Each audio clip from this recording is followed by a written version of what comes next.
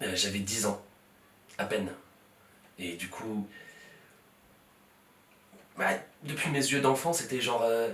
putain, c'est quoi ce délire là? Pourquoi mon père il s'en va, me note au poignet? J'étais au courant de toute la violence qu'il y avait en lui, mais... Je, je sais pas.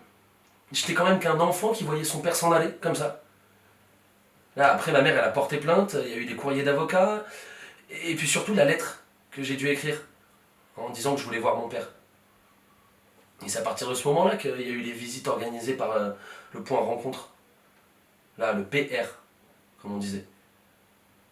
Bah oui, c'était hors de question qu'on se voit dans un lieu sans témoin, intime. Bah, du coup, le samedi, une semaine sur deux, bah, c'était au PR. Enfin, c'était au PR, mais mon père, il venait pas souvent.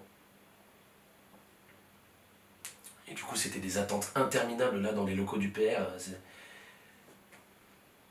Oh, putain, c'est la seule chance qu'il a de me voir et le mec il vient pas. J'étais plein de confusion dans ma tête, j'ai pas arrêté de demander à ma mère mais pourquoi et elle arrêtait pas de me dire je sais pas, elle était incapable de me répondre. Là, pour moi, le PR c'est de l'attente, c'est de l'ennui, c'est des trajets de bus interminables. On n'arrêtait pas d'y aller pour rien. Et sur tous les rendez-vous fixés par le tribunal, mon père il a dû venir, allez, 4 5 fois. Et encore.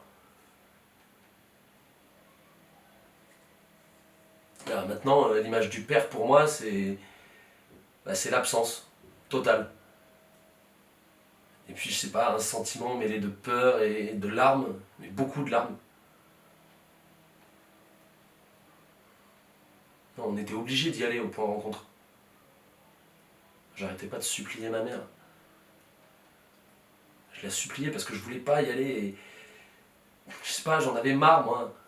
Ces bus qui sentaient mauvais et de cet ennui qui me crevait le ventre à chaque fois. Et ma mère, elle disait toujours que c'était une décision du juge et qu'il fallait la respecter.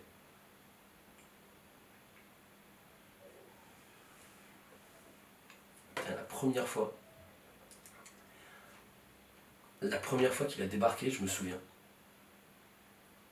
Je me souviens de notre malaise à tous les deux.